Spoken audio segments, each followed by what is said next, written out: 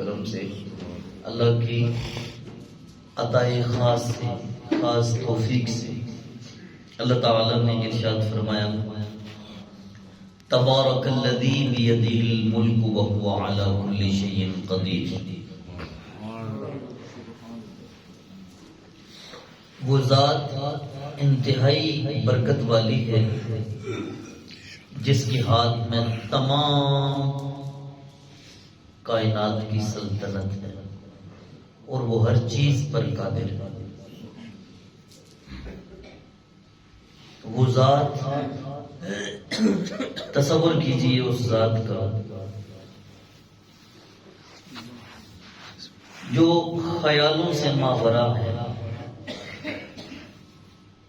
عقل اتنی بڑی ہو کے بھی اس کے سامنے ذرہ خاک ہے۔ جہاں تک یہ ہماری نظر جاتی ہے، اتنی طوالت ہونے کے باوجود جس مالک کے سامنے یہ ساری چیز ایک ذرے کے برابر ہے، وہ بہت ہی برکت والی ذات ہے اور اس کے ہاتھ میں تمام سلطنت کی بادشاہت ہے۔ ہر چیز پہ وہ قادر ہے، ناممکن کو ممکن بنا سکتا ہے، جو عدم سے وجود لا سکتا ہے۔ الذی خلق الموت والحیات لیبلوکم ایکم احسن عملا، وہ جس نے موت کو اور حیات کو پیدا کیا، وہ جس نے موت اور حیات کو پیدا کیا۔ پتہ چلا زندگی کو بھی اسی نے پیدا کیا اور موت کو بھی اسی نے پیدا کیا۔ تو ایک بات تو سمجھ آ گئی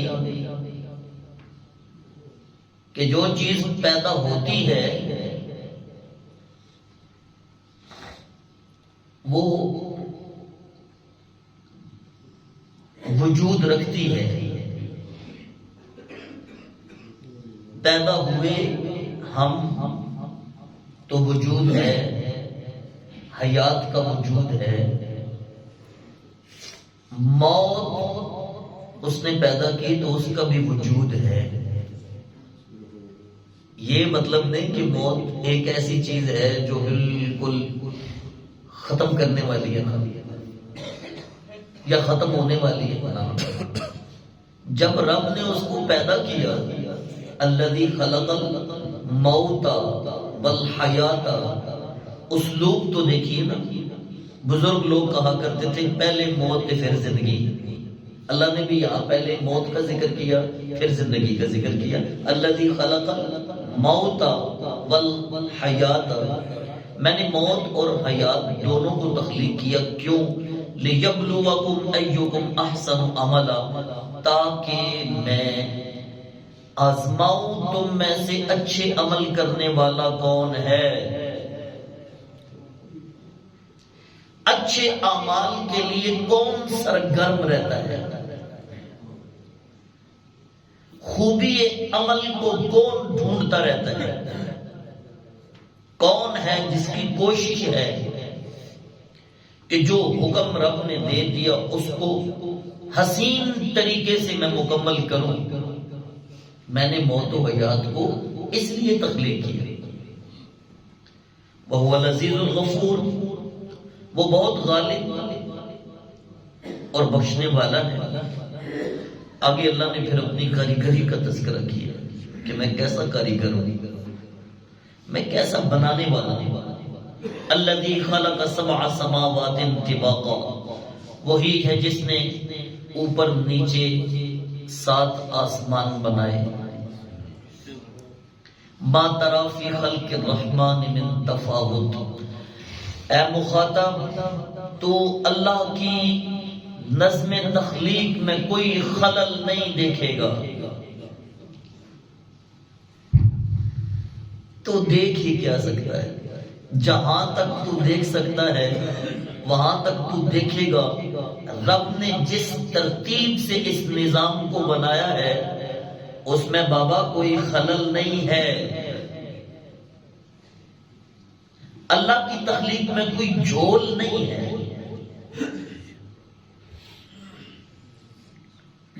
فرجعی بصر هل ترى من فطور، تو دیکھ کیا تجھے آسمان میں کوئی خول نظر آتا ہے؟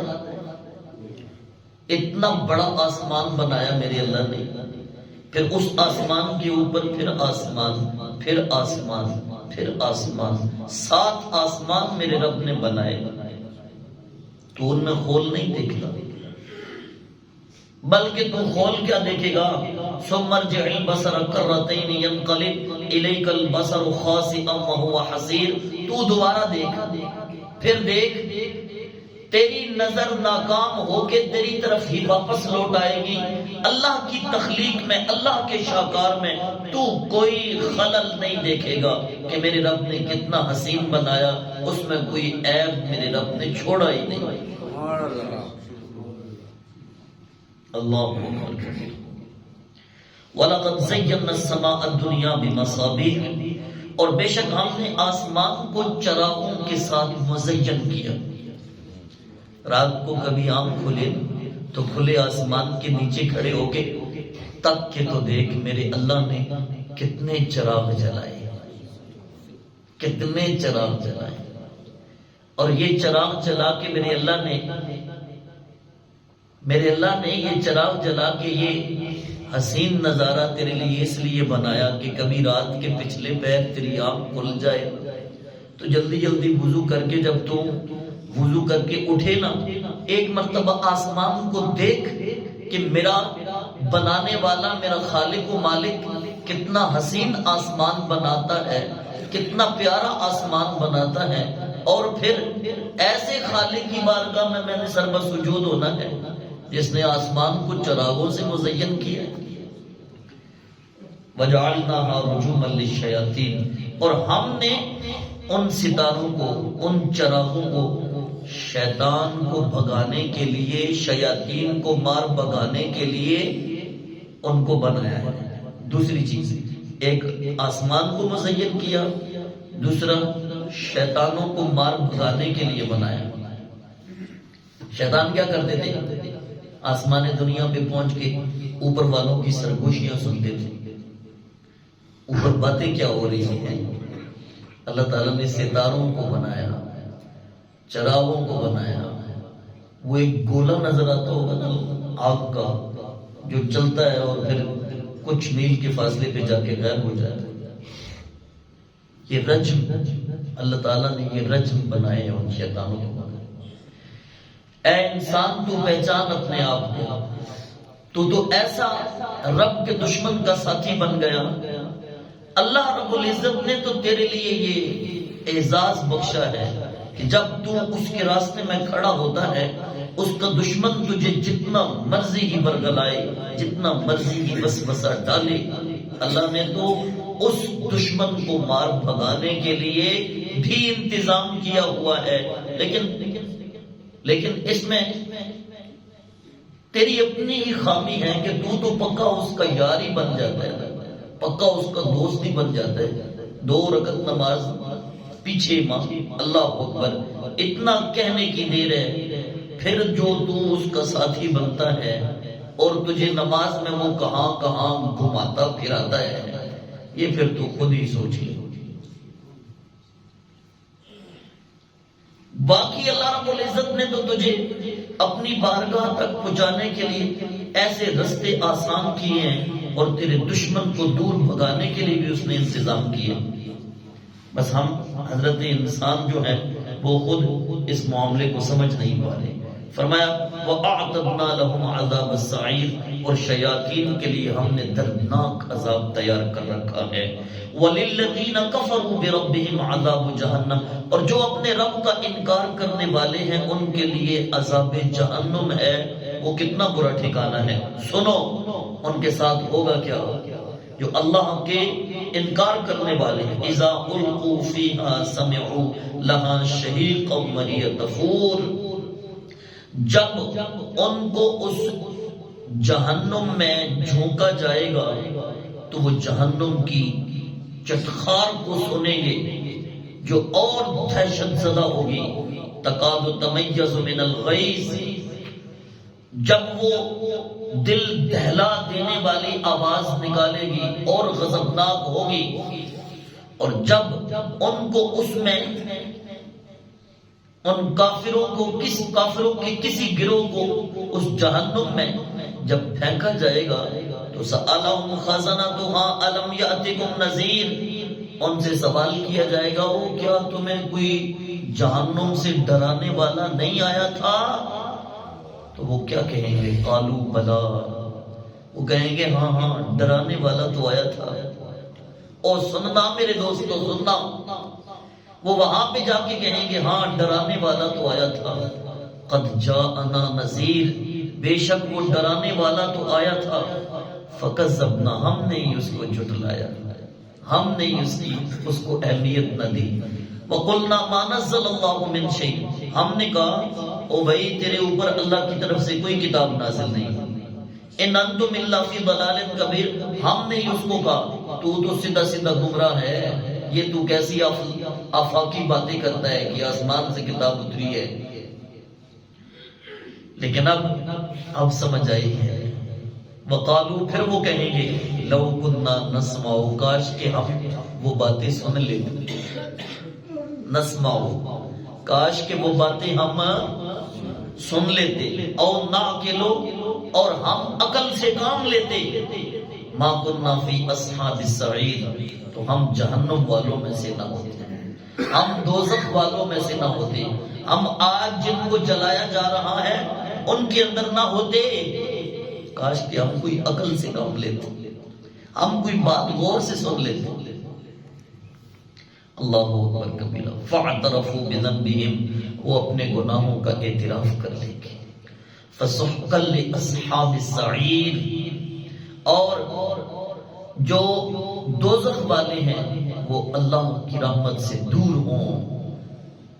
یہ 3-4 آیتیں بیان کرنے کے بعد میرے رب نے 2 آیتیں ذکر فرمائی ان کے لیے جو اللہ کو مانتے ہیں، جو اللہ کا کلمہ پڑھنے والے ہیں. جنہوں نے انکار کیا ان کا حشر سن لیا، اور جو ماننے والے ہیں اللہ فرماتا ہے ان الذین یخشون ربهم بالغیب، وہ جو بن دیکھے اپنے رب سے ڈرتے ہیں. دیکھا تو نہیں نا انہوں نے، بن دیکھے اپنے رب سے ڈرتے ہیں، بن دیکھے اس کے حکم پہ سرے تسلیم خم ہے، بن دیکھے اس کی بارگاہ میں سر بسجود ہے، اور بن دیکھے ایسا ڈر ہے ان کے دل میں، وہ کسی سے زیادتی نہیں کرتے، کسی کا حق نہیں مانتے، کسی کے خلاف پروپیگنڈے نہیں کرتے، وہ کسی کو نیچا دکھانے کی کوشش نہیں کرتے، بلکہ وہ خود اپنے رب کا ڈر اپنے دل میں رکھ کر کہتے ہیں لا الہ الا اللہ، معبود تیرے سوا کوئی عبادت کے لائق نہیں. اللہ فرماتا ہے لہم مغفرۃ و اجر کبیر، ان کے لیے بخشش بھی ہے، بہت بڑا اجر بھی ہے. ان کے لیے بخشش بھی ہے، بہت بڑا اجر بھی ہے. وَأَسِرُّوا قَوْلَكُمْ أَوِ اجْهَرُوا بِهِ إِنَّهُ عَلِيمٌ بِذَاتِ الصُّدُورِ، وہ تمہارے پوشیدہ اور ظاہر تمام اقوال کو جانتا ہے، بے شک وہ دل کی گہرائیوں میں چھپے ہوئے رازوں کو بھی جاننے والا ہے. أَلَا يَعْلَمُ مَنْ خَلَقَ، وہ جس نے تمہیں پیدا کیا وہ کیا نہیں جانتا؟ سوالیہ ہوگا، سوالیہ بیان. الا یعلم من خلق، وہ جس نے پیدا کیا وہ کیا تمہیں نہیں جانتا؟ وہ جانتا ہے. وَهُوَ اللَّطِيفُ الْخَبِيرُ، وہ باریک باریک خبروں کو بھی جاننے والا ہے. وہ بڑا کریم ہے، وہ بڑا رحیم ہے، وہ سب سے بڑا ہے. اللہ اکبر. یہ ساری کائنات مل کے بھی نہ اس کے سامنے ایسے ہے جس طرح ہاتھ کی ہتھیلی میں کوئی رائی کا دانہ ہونا. یہ ساری کائنات مل کر بھی 18,000 عالم مل کر بھی اس کے سامنے اس طرح جس طرح انسان کے ہاتھ پہ ہتھیلی پہ رائی کا دانہ اور وہ دیکھ رہا ہوتا ہے یہ اب سیدھا پڑا ہوا ہے الٹا پڑا ہوا ہے یہ کس طرف اس کی ڈائریکشن ہے نا میرا رب ہر چیز وہ سب سے جو بڑا ہے یار وہ سب سے جو بڑا ہے جس نے اتنی حسین تخلیق کی ہے تو کتنا خوش نصیب ہے سب سے بڑی ذات کے سامنے تو کھڑا ہوتا ہے اور میرے اللہ نے میرے سرکار آقا کریم صلی اللہ علیہ وآلہ وسلم نے ارشاد فرمایا اگر انسان کو پتہ چل جائے کہ میں کس عظیم ہستی کے سامنے کھڑا ہوں وہ کبھی سجدے سے سر ہی نہ اٹھائے بلکہ ایک روایت میں ہے قیامت والے دن بندہ کہے گا کاش وہ بندہ کہے گا جس نے کبھی فرض نماز نہیں چھوڑی ہوگی کوئی روزہ نہیں چھوڑا ہوگا ذکر و اذکار نہیں چھوڑا ہوگا صبح و شام کے وظائف پہ عمل کرتا ہوگا شب زندہ دار ہوگا روز روزے سے ہوتا ہوگا رات کو اٹھ کے نمازیں ادا کرتا ہوگا وہ جب قیامت والے دن اپنے رب کی ذات کو دیکھے گا تو وہ کہے گا کاش کہ میں نے جو وقت ضائع کیا ہے وہ وقت بھی ضائع نہ کرتا ہر لمحہ اپنے رب کو پکارتا رہتا کہاں غفلت کی زندگی بسر کر رہے ہیں کہاں پہ کھڑے ہیں ہمیں سوچنا ہوگا پھر سوچ کر اس بیماری کو ختم کرنا ہوگا اللہ رب العزت ہمیں عمل کی توفیق نصیب فرمائے وما علیہ الا البلاغ